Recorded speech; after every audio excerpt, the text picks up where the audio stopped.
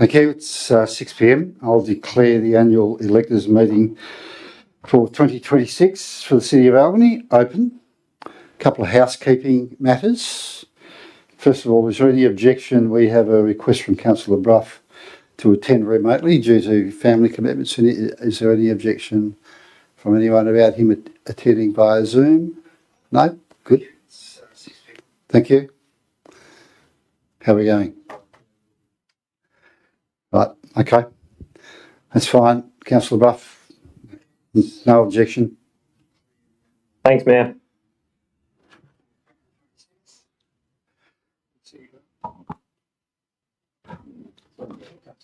That's an IT hiccup.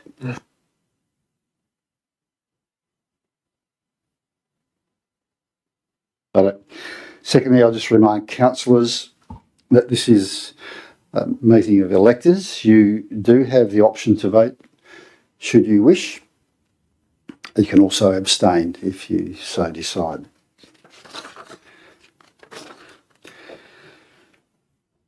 So I'll open with the prayer. Heavenly Father, we thank you for the peace and beauty of this area. Direct and prosper the deliberations of this council for the advancement of the city and the welfare of its people. Amen. And we'd like to acknowledge the Noongar people who are the traditional custodians of the land. And of course, we would like to pay respects to elders past, present and emerging. Mr. CEO, record of attendance and apologies. Are there any apologies? No apologies. Thank you, Mr. Mayor. Confirmation of the minutes of the previous meeting from 2025. The draft motion is that the minutes of the annual electors meeting held on the 6th of February 2025 as previously distributed be confirmed as a true and accurate record of proceedings. It's probably better if there's somebody that's prepared to do that who was here. Thank you, Councillor Sutton. A seconder. Deputy Mayor Terry. Councillor Sutton. Deputy Mayor Terry. Anyone speaking against? No? I'll put that to the vote. All those in favour? Carried 9-0. Sorry, against. Oh, wait, well, did you vote? No, we weren't. No, you have to vote for this. But we weren't here. Hello. What's the problem? Carried 7-0. Okay, carried.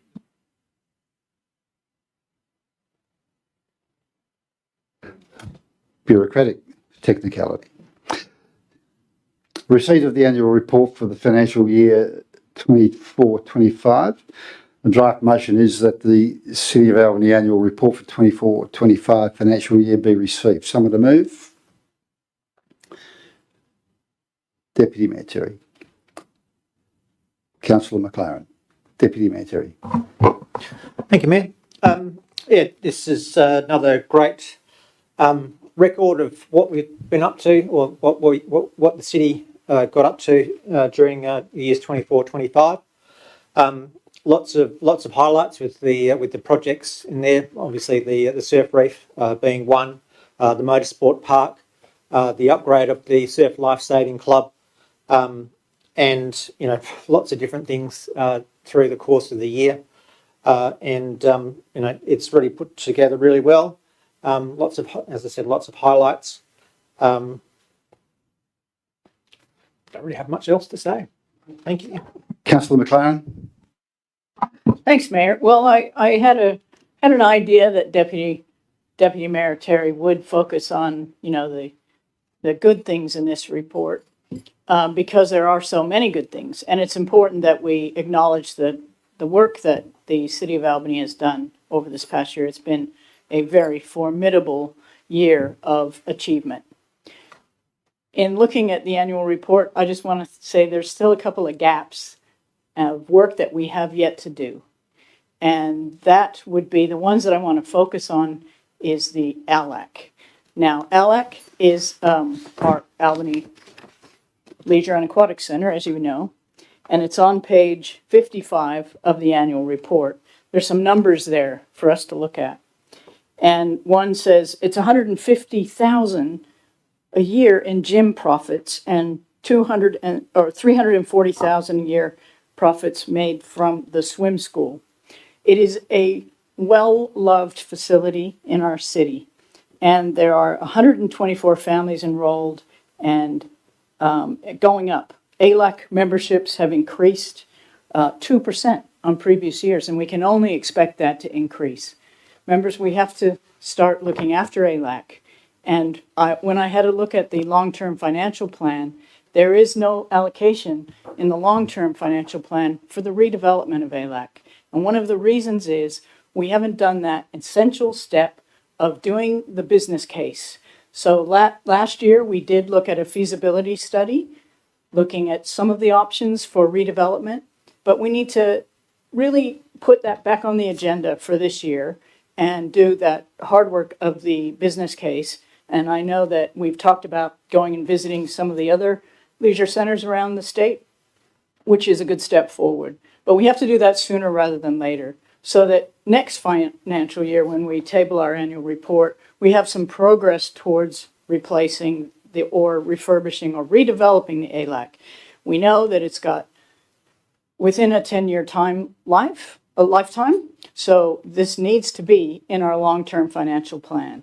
So let's focus on that hopefully this year. And the other thing I wanted to focus on is the reserves, the parks and reserves. And if you look at page 47 in the annual report, it gives you an idea of just how many volunteers are out there actively helping to keep our reserves functioning. But I think I found in the budget 240,000 that's spent on reserves. And that is a tiny amount when you consider that we have 13,629 hectares of total area in reserve, and 12,830 is natural spaces. And when you look at how that money is spent, it's 250 street trees were planted this year. We did have to replace the heritage trees at the jail. Campground upgrades, playground upgrades, Lake Sepping's bird hide had to be rebuilt because it was destroyed by fire. There's erosion control at Frenchman Bay Road. There's signage and trail upgrades. But nothing in there is really talking about the work that needs to be done in our natural reserves, which is weed management, which is replacing its plantings. You know, we need to really invest in our natural assets. And that's what I'll be looking for this year, is to see that this report has more of the natural reserves are cared for through the efforts of the city in the following year. We can't just rely on volunteers to do this important work. We need to invest in it. We get so much from it. And that's what I'm highlighting in the annual report. But fantastic work from everybody this year. I agree with Deputy Mayor Terry. And I'm really proud to be a part of a city that invests so much into its community every year. Thank you.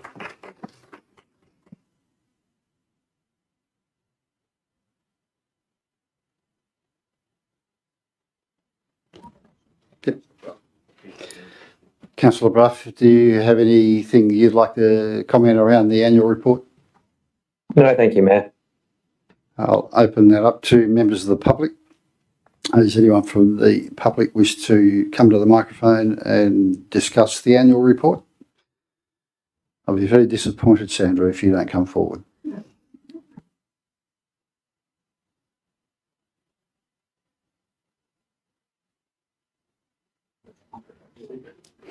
Sandra Swain Yakamaya, discussing the report, I guess you could say. At the end of last year, I did come to a council meeting, and I was most amused that the discussion was whether we were going to start at 5:30 or 6. And I'm sitting there thinking, why don't you just ask me? Or just ring me up and tell me, because it was there was one person last year, that was me, and the year before there were 3 people, one of them was me. And so I thought, well, I think we're asking the wrong questions. So what I'd like to talk about for a minute or two is the questions I think you should be asking about this meeting. And it's not exactly about the report, but it is sort of about the report. There's 2 parties here, the sort of the electors and the city. So my questions would be, the city should be asking, what do we want out of the meeting, and what do we want them to get out of the meeting? And the people, the electors, should be asking, what do we want to get out of the meeting, and what do we want the city to get out of the meeting? And it happens to be November, December, and I'm driving a lot. So I ponder this question as I traipse around the countryside. And I thought, it'd be great to go to, say, Mandurah, Busselton, Bunbury, Margaret River, and ask them what they do. Are their meetings the same as ours? Has anybody asked that question? You must go to Wolga meetings, and you must get to see other people, and maybe that question has never come up, but I would like to see that it does. Because I think there might be some ideas out there that we could use or benefit from. So then I thought, right, what do I was thinking I would write them. Well, I mean, it's Christmas and New Year's and February, and no. So I thought, well, what would I like to get out of it? And my first thought was, well, I imagine the city would like to see a time when people speak to them without being adversarial. You did a good job last year. You didn't do everything we wanted. You didn't do maybe everything you did I didn't like, but that's all right. You did a good job. You worked. You were here. You stood up for us, stood up for some things here and there. And this year is going to be fantastic. So what do we, hello and welcome back to the new year and what job well done. And I thought, well, why aren't people coming and saying that? Well, of course, number one, they don't know it's the meeting's even here. They don't really understand what the meeting is all about, and I'm not entirely sure I do either. So I thought, right, go through the report, which I do as I read it, make a list of all the people who received something from this last year, and make sure they know the meeting is on and that they could come and say thank you. Now, most of them will have thanked you and they will have had acquittals and whatever wind-up you have. So it's not like people don't say thank you, but why not come back 6 months later and say, look, that bird hide was fantastic. We've been down there 3 times. We've had more people come to the walks because they can get out there safely on the because it was a bit of a wonky jetty even before it burned down. The surf club probably said umpteen thank yous, but still, somebody who belongs to the surf club rather than the administration of the surf club could come and say, thank you. Have a good year. Hope things go well. So that was as far as I really got with the thinking. But the advertising, I didn't see any advertising until last week. Now, I wasn't looking, so I apologize. I don't know. There might have been lots. If it's an electors meeting, wouldn't it have to be at least 3 weeks in advance? So did I miss it? And when I went back to find that ad, which was on the bottom of the paper in a kind of a long page wide strip, I couldn't find it. I don't know what I did with the paper or what happened to it, but I was looking for it and I could not find any advertising for this meeting. So, of course, I also had to work to find it on the website to read the report, but I was able to do that. Just insisting that don't call it a council meeting, call it an electors meeting, and you'll get there. So I think there's room for thinking about the advertising. Then I thought, well, what do we want out of this?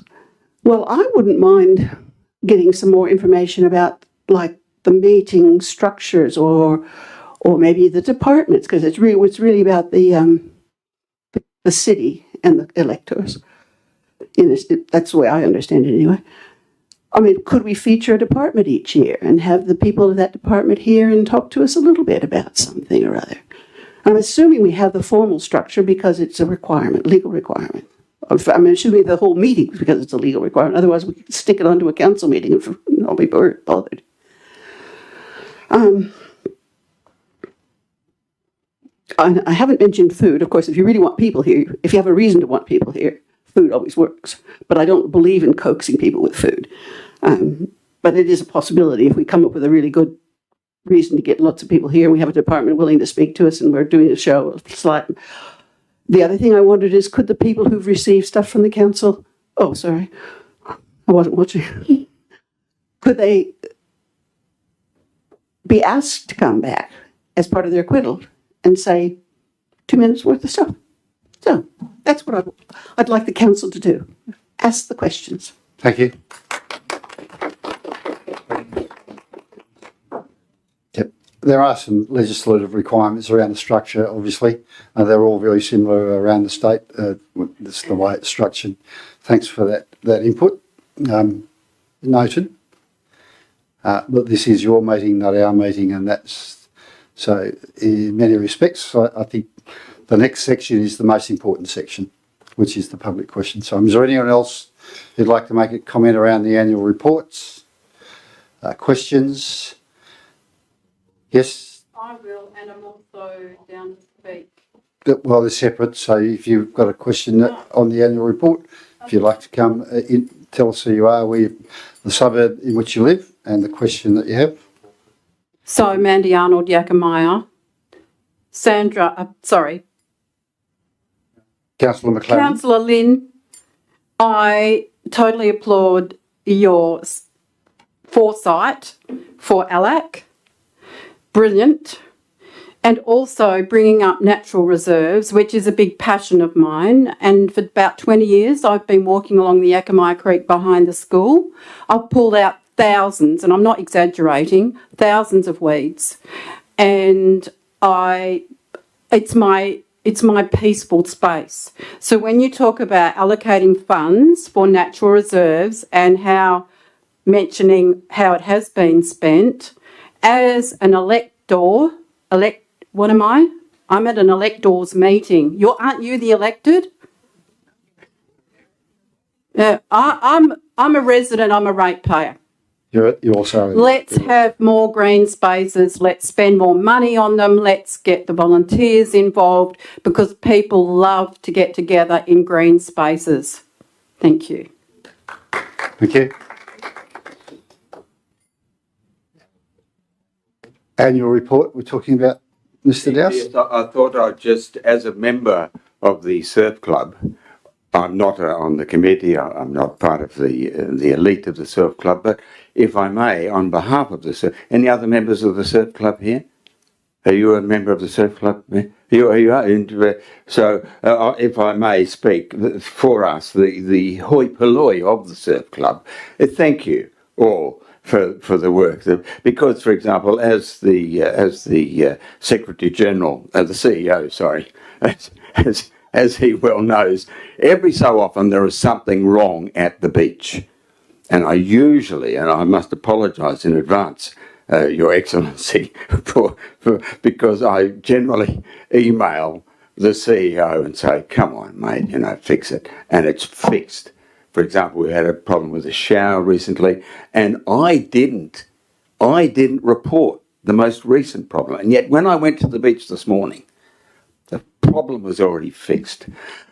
Thank you. Thank you, and may all your children be well.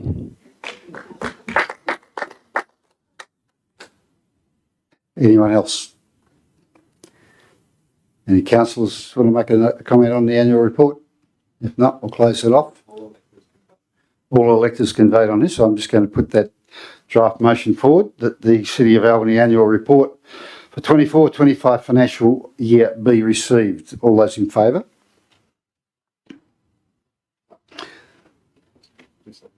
Yeah, it's carried. Carried. Is there anyone against? No. Carried unanimously. Okay, we'll move on to public question time and statement time. There are some rules that go around that. There's a traffic light system that goes for 4 minutes, 3.5 minutes with the green light, 30 seconds thereafter on the amber light. When we get to the red light, it's time to conclude and allow the next person to speak. We do have a number of people who wish to speak tonight, and we'll go down that order. The first speaker is Samantha Stevens.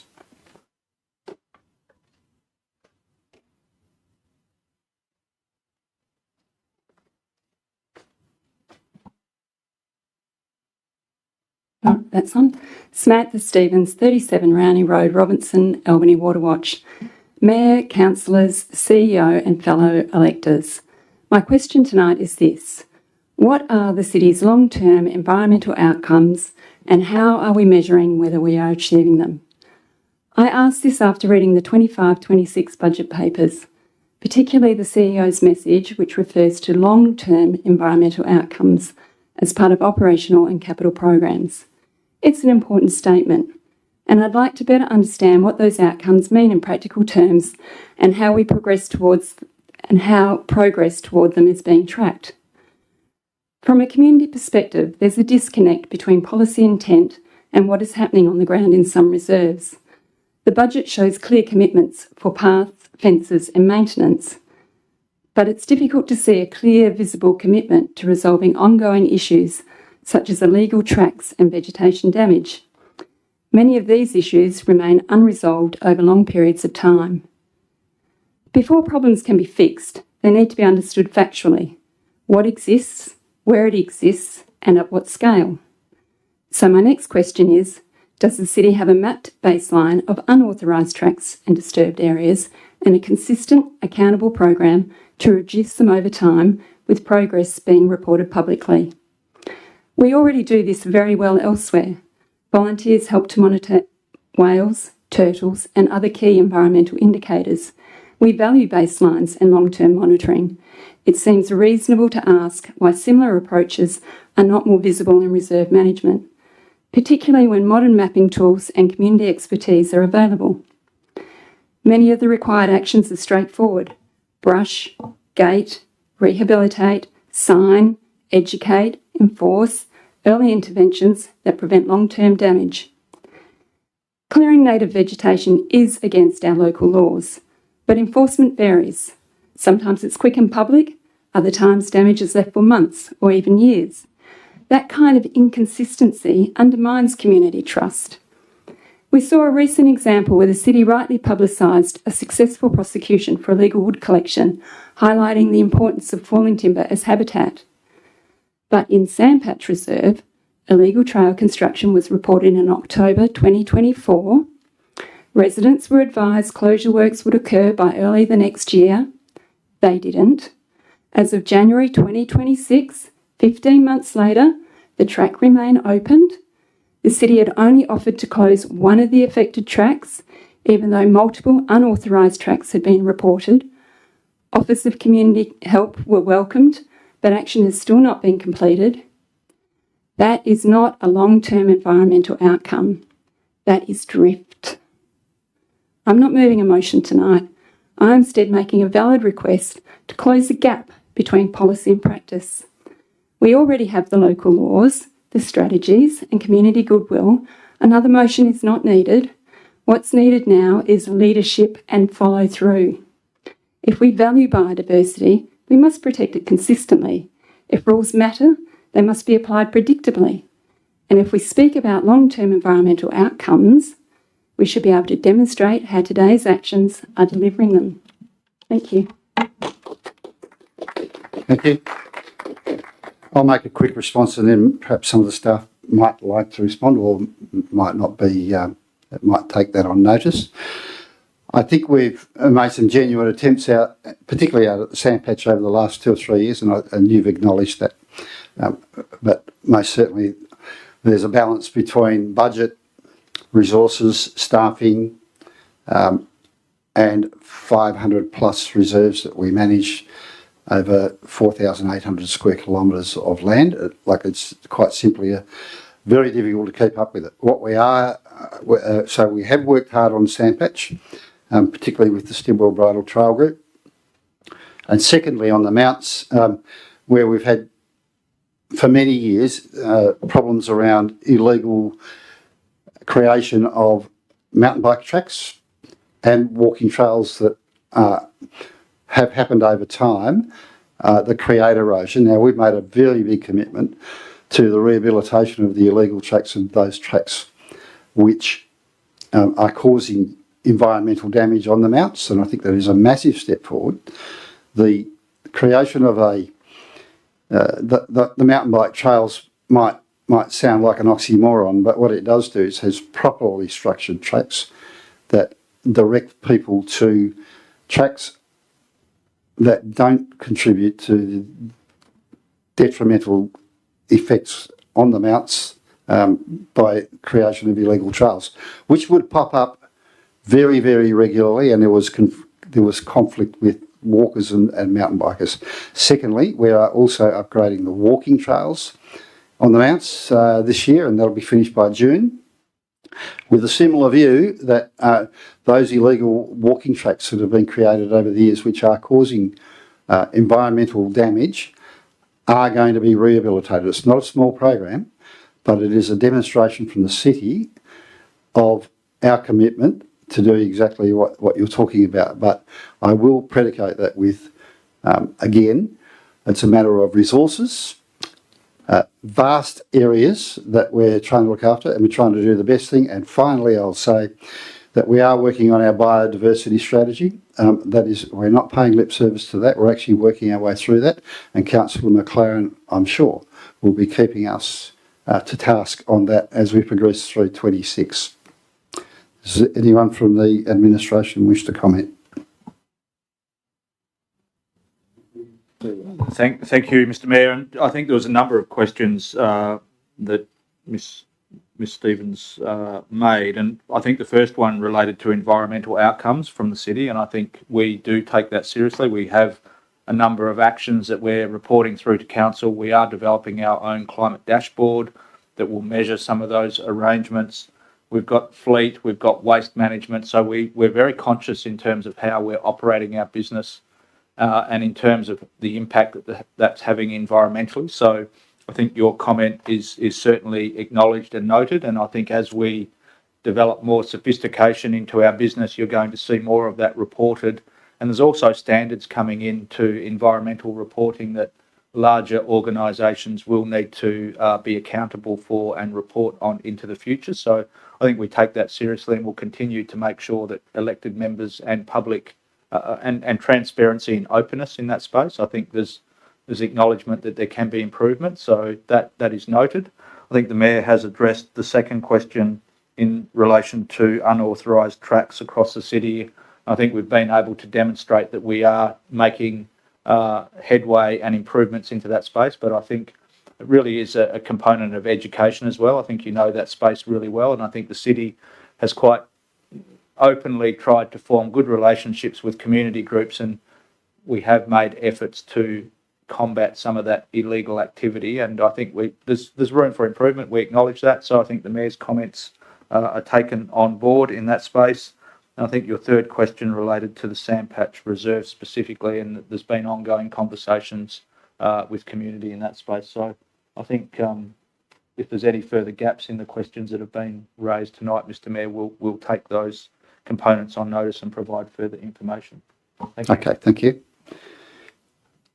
Next speaker we have here is John Doust, who is putting a motion forward.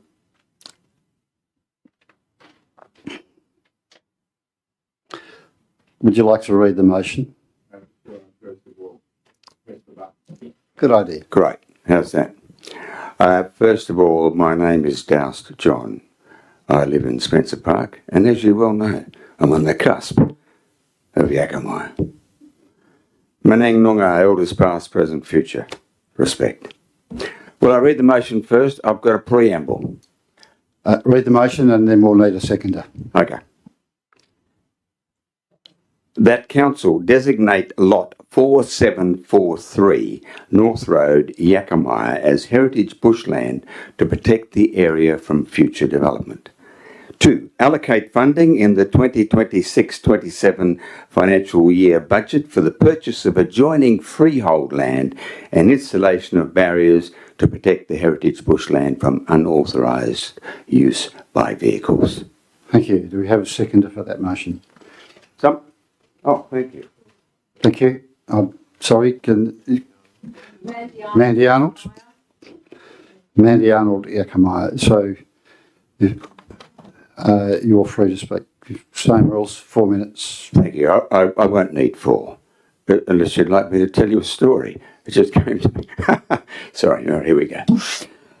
In brief, in the words of Menang man Larry Blight, the Yakamaya forest has been significant for Menang people for many thousands of years. It is not only home for native flora and fauna, it is also a place where many of our totems are found. That's the end of Larry's quote. This year, 2026, with so much involvement from Menang Noongar community, what better way to celebrate their contributions than the gift of Yakamaya Forest? In 2022, Menang Elder Lester Coyne and me, along with Menang Noongar Budja genius Larry Blight, wrote to the King of Canada, of New Zealand, of Australia and Great Britain. We also wrote to the governors of Western Australia and New South Wales, given this place began its life as an outpost of the colony of New South Wales. We also wrote to the premiers of Western Australia, New South Wales and the environment ministers of WA, New South Wales and Australia. We suggested to all that the Yakamaya Forest would make an ideal gift to the Kinjarling Albany community as a reminder of how things were when Major Edmund Lockyer arrived in 1826. Now, in the 200th year of this place, the time has come to get serious about this pristine patch of remnant bushland close to the city centre and education facilities and a source of solace and health for nearby residents and a source of wonder to visitors to the region. Are there any questions? We'll go through the formalities of this first, then Please. ask the seconder if, Mandy, do you want to speak to this motion? No? Is there anybody else who wishes to speak to this motion? Is there anyone who wishes to speak against this motion? I'm speaking about the two lot 4743, so I was going to do it in the public. That's fine. Yep. You can do that. So for this particular motion, we have that probably, are there any questions to me, to council or to Mr. Dowse? No? We're going to put that to the vote. All those in favour? Against? Great. Carried. Thank you.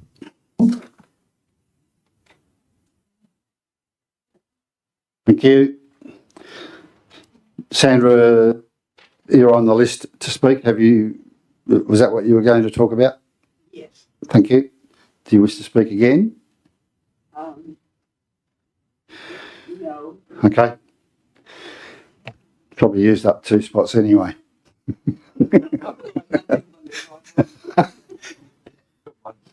Or 1.5 anyway. We'll invite Mandy Arnold to the microphone.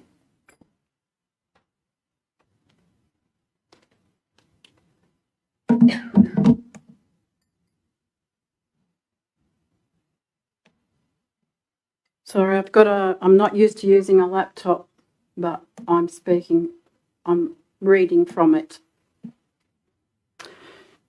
Mandy Arnold, Yakamaya. Good evening, everyone. We live on land unceded by the Noongar Nation since British invasion, where their continued occupation of 65,000 years represents about 2,500 generations with an average age of 30. Here, in just 4 generations, we are responsible for the destruction of 65% of the original landscape, and many of the creatures that existed, for example, when Lockyer rocked up, have long gone, including species of seals, black swans, emus, and many mammals. And those that have survived are threatened with extinction by our continued cultural practices, strangely called progress. I'm speaking to the City of Albany's plans to put a 4-lane highway of destruction through lot 4743. I will now read to you from a draft technical report prepared by Aurora Environmental for the City of Albany, called the Albany Local Biodiversity Strategy 2025 to 2035. In this report, the Albany community told Council it values biodiversity and the richness it provides to our lives, our culture, our mental wellbeing and our economy. Biodiversity in the Albany region is globally significant, one of just 36 in the whole world recognised as a hotspot. The city land we live on marks the transition of 3 bioregions, the Warren, Southern Jarrah Forest and Fitzgerald, with woodlands, wetlands, granite outcrops and coastal fringe. A significant area of vegetation is present in small scattered patches. Now, this is from the City of Albany's own document. Sorry, I've lost my track there. Go back a bit. Protection of native vegetation is crucial for maintaining biodiversity, wildlife habitats, scenic values, and for minimising soil erosion and rising water tables. Development has heavily impacted biodiversity in Albany municipality, and it's further threatened by dieback, weeds, pests, and climate change.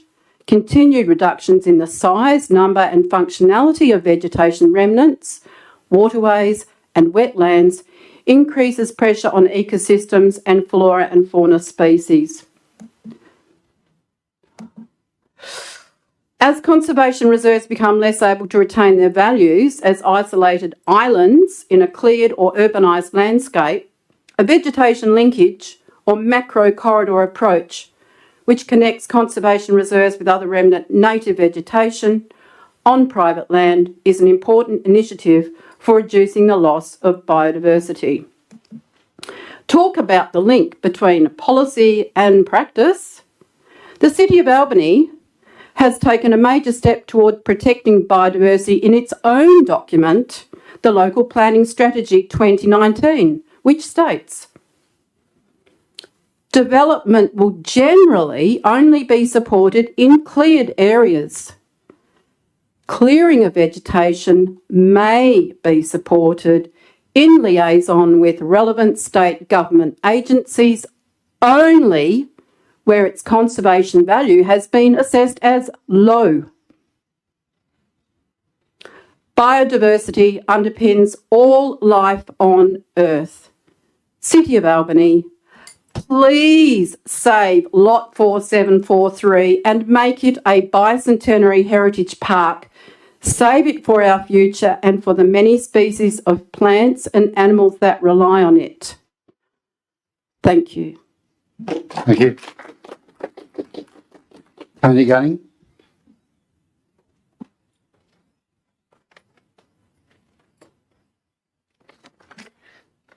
Tony Gunning, Young Siding.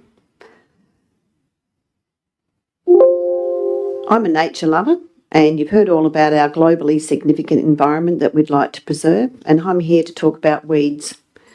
In September 25, I initiated a weed management forum, which was a multi-agency forum to gauge the interest for an overarching multi-agency weed management strategy. The meeting was well attended by about 100 people or so, all keen to contribute to the idea of the concept. Some of the outcomes of this meeting include the following: asking the city to enforce the existing declared weed laws to control pampas grass,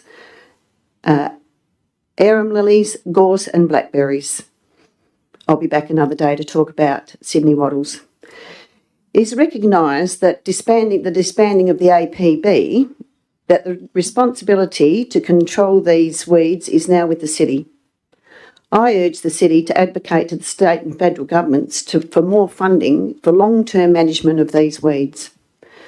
A suggestion from the Weed Forum is that the city may incentivise landholders with rate reductions to help control gazetted plants on their properties. There's a cost benefit here because by controlling the weeds in private land, it doesn't go into the reserves, and so that's a problem solved. Number 2, advocate to the city for more education for preservation of biodiversity and a more considered approach to the management of flora by the Works Department. Pre-city election last year at an issues forum gave a few, we heard a few examples of where avoidable, unnecessary destruction of good quality vegetation on road reserves was unnecessarily destroyed. And over time, I have observed weeds being inadvertently spread by the council works programs. There's a lot of expertise in the community and they're available to the city, and they would be able and willing to give free information to the works teams or the works crew on what's a weed and what needs preservation where possible. Number 3, can ask the council to consider a weed management strategy in all infrastructure programs and in all development approvals. Pest plants, like Oc Health and Safety, should be integrated into the city's policy. This strategy goes a long way in recognising the value of our considerable natural assets. This also supports biodiversity investments in the area, worth millions, as highlighted by the CEO of Gondwana Link, Keith Bradbury. Investors don't like weeds. There's no tax breaks for investing in weeds. They've got to be controlled before they'll invest. My final request to council is to spend more bolstering the contribution of volunteers in the weed management arena. I propose that regular sessions be held throughout the district to inform volunteers and landholders of the identification of pest weeds and the methods of control. There's a lot more people moving to Albany, and we need to recruit them and get them more involved in their environment so that we can, with the many more people moving here, we can get more volunteers involved. We've heard how much value volunteers add to the environment and to the management of reserves. Let's support them. Let the council really put some thought into this. And it's a cheap investment because this can be run by volunteers running by volunteers supported by the council in a meaningful way. They are the key to early detection of weed infestations and controlling infestations on cities' land as well as private land. All this costs money, but I think there might be room to allocate more funds towards a sustained, concerted weed management effort now that the motorplex, the surf reef and the life-saving projects have been completed. Perhaps a major part of these funds could be reallocated to the reserves team to tackle this substantial weed problem. Thank you. Thank you. Shirley Thurston.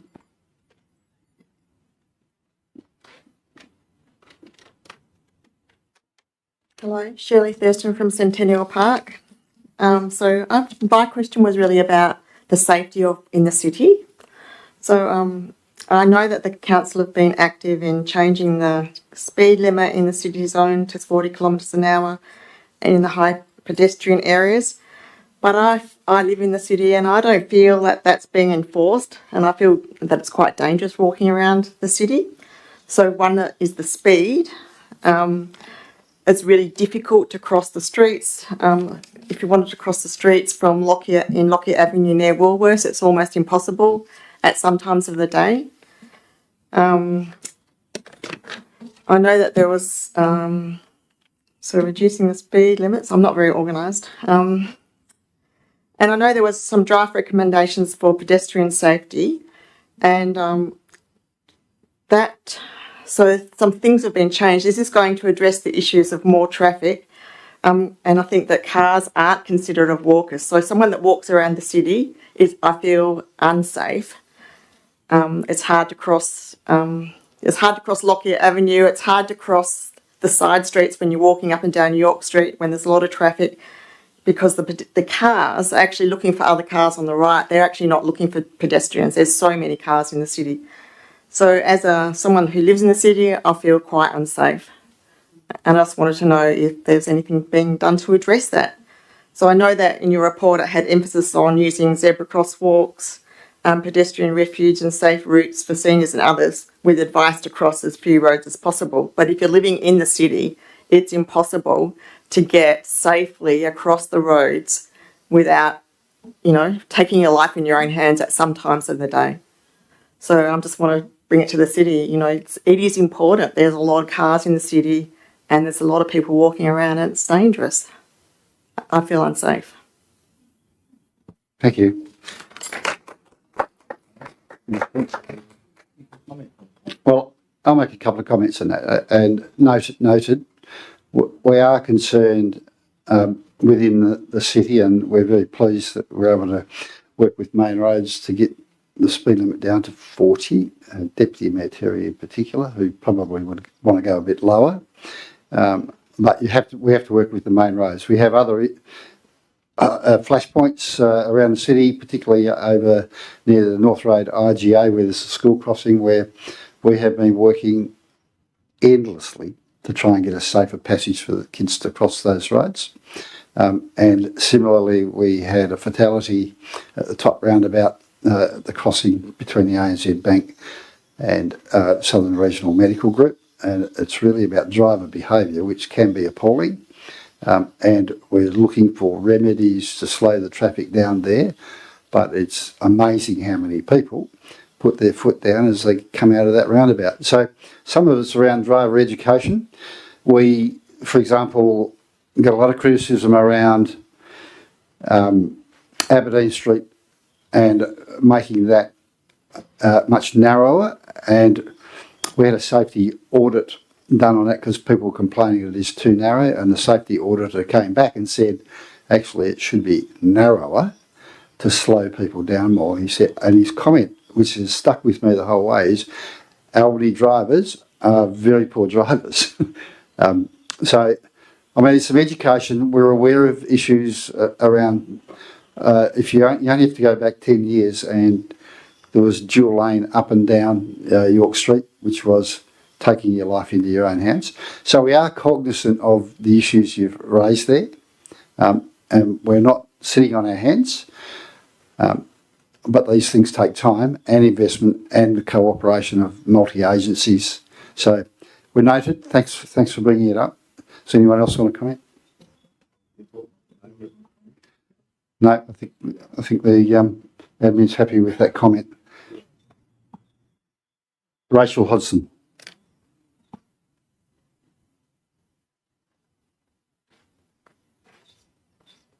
Is it on? Yes. Hi, my name is Rachel Hodgson and I am a resident of Little Grove. I'm heavily involved I am one of the 21% of volunteers, as noted in your annual report. I'm heavily involved in volunteering within my local community as the current Commodore of the Princess Royal Sailing Club. So you probably know where this is going. I understand from the annual report that the council has upgraded local lookouts, etc., ahead of the bicentenary, and has also collaborated with several sporting clubs in recent years to secure funding for upgraded facilities, e.g. the motocross and the surf club. Surf Lifesaving Club. I also know from our membership of Clubs WA that the council has assisted the golf club in upgrading its grounds in recent years. The Princess Royal Sailing Club is one of the only community facilities along the popular tourist destination of the Torndirrup Peninsula, which is very close to Sandpatch. Besides the whaling station, the Little Grove store and the Progress Hall and lime burners. That's it. And apparently 250,000 people visit that Torndirrup Peninsula every year. So we run an active and environmentally favourable program that involves the whole family being active and involved in nature. Last year we also trained, this is something you might not know, The surf club, we know how many kids get trained, but we actually also train no less than 268 school children in our Learn to Sail program last year. Excuse my voice. And we have an incredible clubhouse built by volunteers that has one of the best viewpoints in all of Albany. Truly, it's outstanding. So my question is, how do we, as the sailing club, go about liaising with the council in relation to improving our club and marina facilities? Most of those examples that you brought up, Rachel, are a result of the Community Sports Recreation Facility Fund. Ordinarily, are funded a third. So a third from the applicant, a third from local government, and a third from the state government. And in the example, because I am a member of the golf club, and people might would insinuate that there's some nepotism there. There's not. I had nothing. I declared my interest as a member. That's a $2.4 million project. The golf club had $1.2 million put aside, so they saved their money for their reticulation project over a very long period of time. If you talk about Railways Football Club, for example, they did the same, and a lot of volunteer work's gone into their work, where they contributed around $600,000 to their project. So generally, that's the fund where we're happy to support.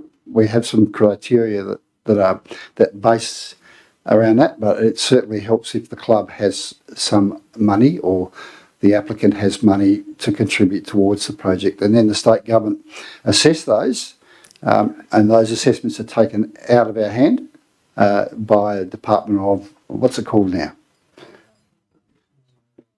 So what used to be the Department of Sport and Rec, let's just use that. Cultural Industries, Tourism and Sport. So that's essentially the old Department of Sport and Rec for considering those funds. So it gets more difficult if the club hasn't put some money aside. It doesn't mean it's impossible, but it would mean a greater contribution from the city, I guess. And sometimes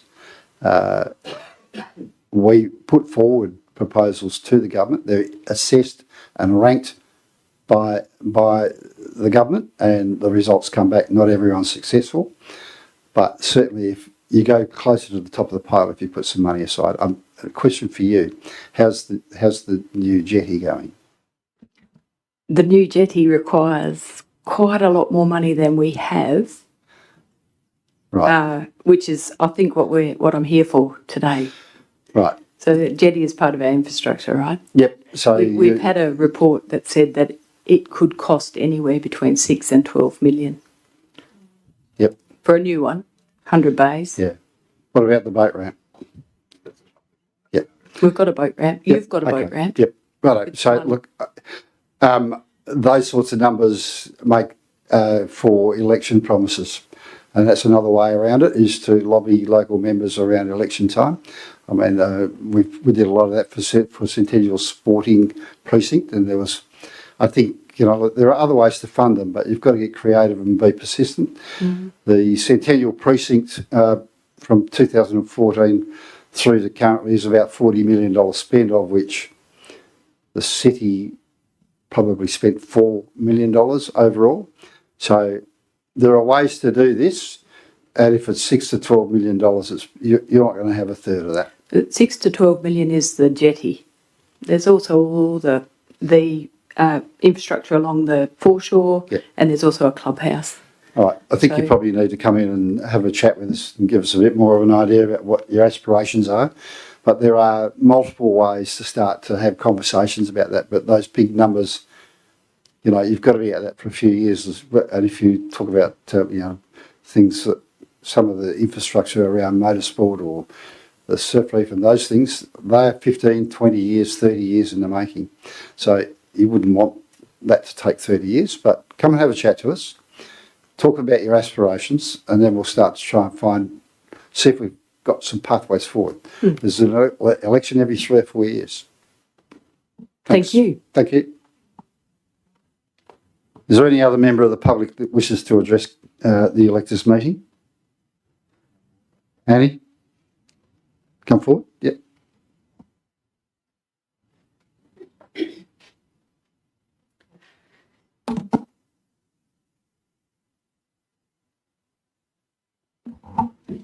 Anne Brandenburg from Calgary.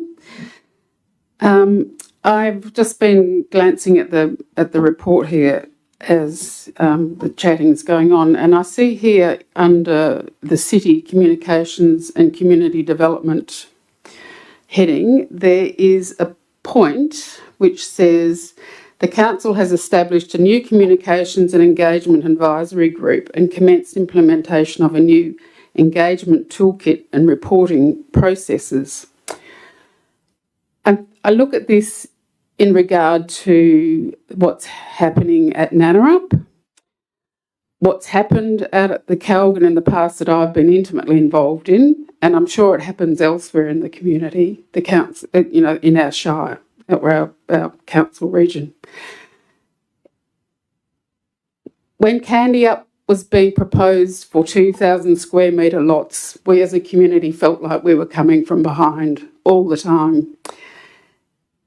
We weren't, as a community, talked to, advised, told about, mentioned to, discussions and things that were happening in the broader perspective of the future development of the region. And I see it happening again now with with Nannarup, and the whole desalination plant issue, whether it be at Nannarup or anywhere else. But these things, as councillors, I know you have been already talking, or Watercorp has been talking to you already about this issue of a desalination plant and where are the possible places it can go. These sorts of things you know about, but aren't being talked to us about as a community. I'm gobsmacked. I'm so sad that we as a community are coming from behind again. This is something that's really important to people that don't just live at the Calgon, that people in all over Western Australia care about. It's not NIMBYism. Everything's NIMBYism. It's valuing what exists, what belongs, what's been here, and it's about valuing the people who care about this stuff from our leaders, about being asked about what we want, how things might go, but more than just that, being told even that these discussions are happening, but asking the community what they might think about the decisions being talked about, or the stuff that's being talked about before the decisions are being made. There hasn't been a decision made. There's got to be more process involved in this. There has to be change in land use purposes and things like that. One assumes we're going to go through the whole planning process in a proper way.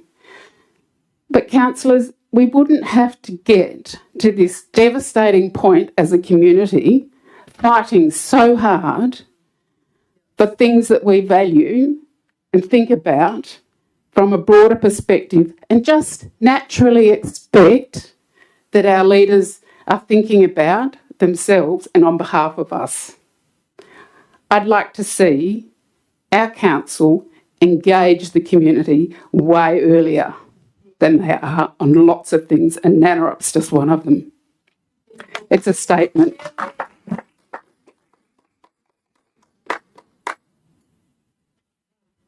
I'll make some responses to that. I think the council made it really clear in December 2024 that the location that was where we weren't consulted either, and we worked very hard to make sure that the community who were fighting for it not to go in King George Sound, we did the representation, and you're assuming that we've made no representation to the Watercorp and to the government around the location that. And they have made a decision. They didn't ask us for permission. They weren't asking us for permission. They did inform us, and we had pretty much the same information that the community were given. So we weren't closely involved in this process at all. And I'll reject the emphasis that or the insinuation perhaps, that we were keeping ourselves privy to information that you didn't have. That's not true. So this is that is a state government process, and a small comment around the planning process, that the government has far more power in terms of if they want to compulsorily resume, change land use. They have a lot more power than the city does. So we weren't hiding things from you. We were representing the community where we possibly could and did, but we weren't the decision maker. So look, I understand your frustration. There's a long way to go in terms of the state government.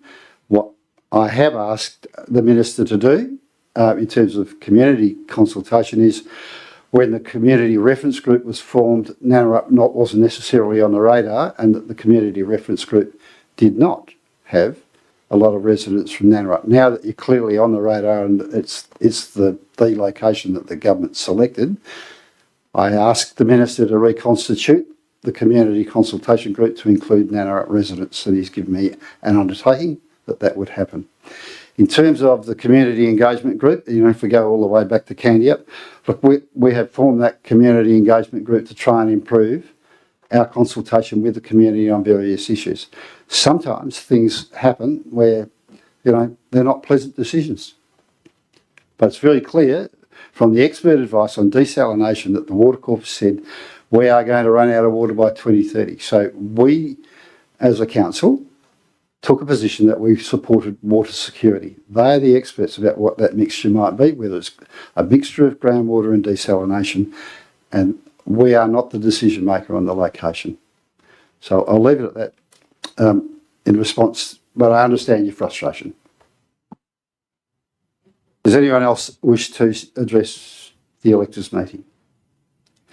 No? If not,